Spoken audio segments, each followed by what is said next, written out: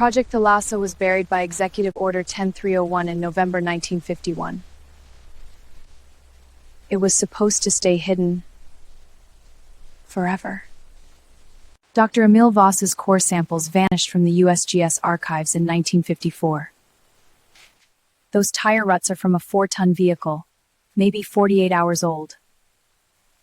The canister still has residual pressure. Someone refueled a generator inside the perimeter within 36 hours.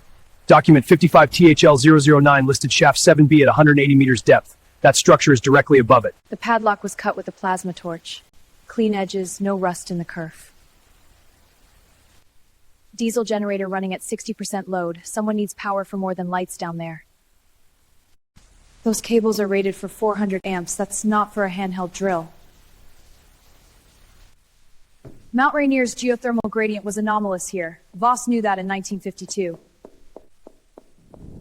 Core sample THMV09 registered 4.7 degrees per 100 meters above baseline. That hard hat is 1950s MSA standard issue. Voss's survey team wore these. E.V. Emil Voss. His personal gear left here when they sealed the shaft. The primary cable bundle leads to the main shaft. The secondary goes to a service junction. Someone's been updating this map. The red ink is less than a week old. September 1953, 2 weeks after Voss's last core sample, they sealed it.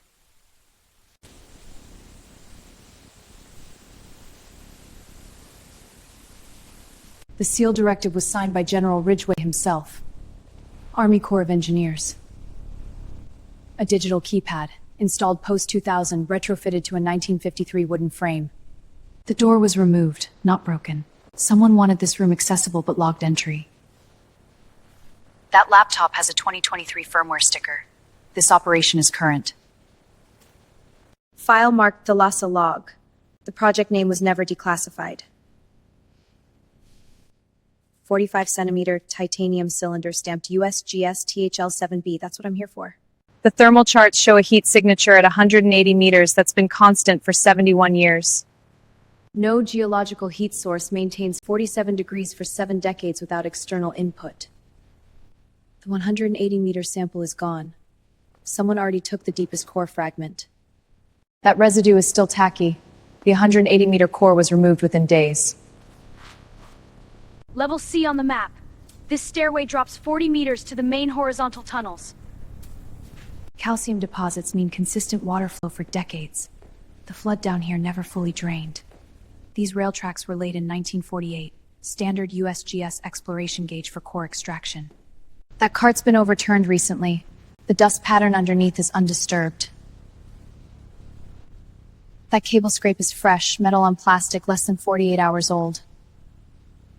Blue synthetic fiber, nylon climbing rope, 11mm diameter. Someone rappelled past this point. 4C is on the original survey map. A sample storage chamber 80 meters from the main shaft. No new cables, no fresh prints. 4C hasn't been touched since the 1953 seal. Directive 714 again. The same order that flooded the shaft sealed this chamber too. This lock hasn't been opened. Whatever's behind this door, it's untouched since 1953. 4C was a dead end. The real target went down 7B, just like the map's red ink showed. The 7B vertical shaft.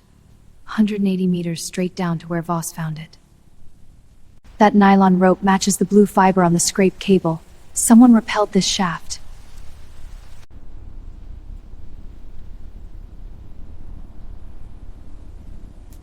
"180 meters. 600 feet of rappel on someone else's rope in the dark. Level D on the map. These horizontal tunnels connect to the core drilling chambers. Standard BX core drill rods. They were pulling 5-centimeter diameter samples at this level. That cable splice is hand done. Solid connections, someone who knew what they were doing. That drill rig is a 2022 Husqvarna DE130. Someone's been actively drilling at 180 meters. Those hydraulic stains are wet. This rig was running less than 6 hours ago. Silver shavings mean the borehole collar was cut on site. This whole setup is recent. The drill string is still in the hole. They stopped mid-operation. They didn't finish. 178.4 meters. They were 1.6 meters from the extraction depth when they stopped. That amber vein wasn't in Voss's 1953 notes. The mineral has changed or he didn't see it. There's a passage behind those boxes. The map doesn't show anything east of this chamber. No supports, no reinforcements. This wasn't USGS construction. This passage was here already. The rock is vitrified, melted and refrozen. No drill could polish granite like this. I have to keep going. No natural heat source on Earth vitrifies granite at this scale without magma proximity. The case mold matches the 1953 photograph. The cylinder was here. It's gone. Titanium oxide residue. The cylinder was in this case within the last 72 hours. Water pressure is building behind that wall. The flood they said sealed this mine is coming back. The 1953 flood wasn't natural. They pumped water in to seal something. Now the seal is failing. Directive 714 authorized deliberate flooding of 7 shafts. This was a containment measure. They didn't flood this mine to bury a secret. They flooded it to drown one. Water's rising at a meter every 8 seconds. The seal breach is catastrophic below. The junction box shorted. The surface generator just lost its load. Someone up there will notice.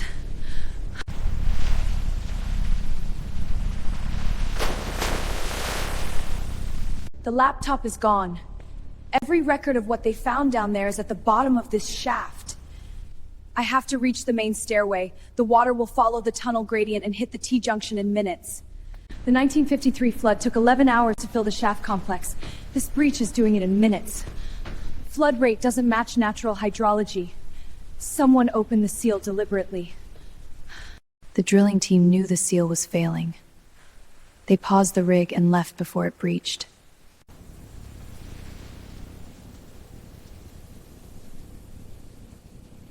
The breaker tripped from below. The flood hit the cables. I have maybe 2 minutes before water reaches this level. 2 people with climbing gear, a 2022 drill rig, and a head start. I was never the first one here. The cylinder was extracted and removed before I even found this location. This entire site was a cleanup operation. Generator's dead. The flood has reclaimed the entire complex. Every record, every sample, erased. Voss extracted USGS shelves 1953. 71 years later, someone else did it again. The amber vein in the core sample. Voss's notes don't mention it. Whoever took the cylinder knew it was there. Running diesel 500 meters downslope. The same vehicle that left those ruts at the facility. Foam from the case lining in the tire tracks. They transported the cylinder down this spur. Van's running, but the doors are closed. Either they're coming back, or they're already gone on foot. The door was punched from inside. Someone was locked in the cargo area and forced their way out. A decoy case inside a decoy case. The cylinder was never in this van. USGS THL-7B is gone. Taken from this mountain by people who knew exactly where Voss left it. But Voss's core log from August 1953 mentions a second extraction site.